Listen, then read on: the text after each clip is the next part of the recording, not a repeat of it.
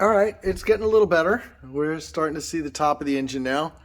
It's part of the pile of crap that I took off, idlers and power steering pulley and the alternator. And then I had to cut the first part of the intake manifold off, and I use a Sawzall for that. So let me see if I can do that again one more time.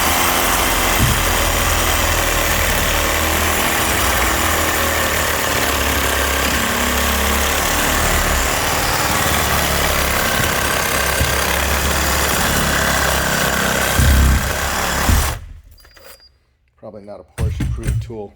Well, maybe it is. Yeah, and the intake manifold's still plugged off on that one. That one I got some plastic down in, but doesn't look like it had water in it. So this one, to be able to get to that bolt right there, I'm gonna have to do the same thing, cut it along right there. You guys get the idea. And then get the oil air separator off. That should be easy. I'll probably just leave that on until I get the majority of the stuff off the top and it's still sealed up. And then you guys can check back with me then.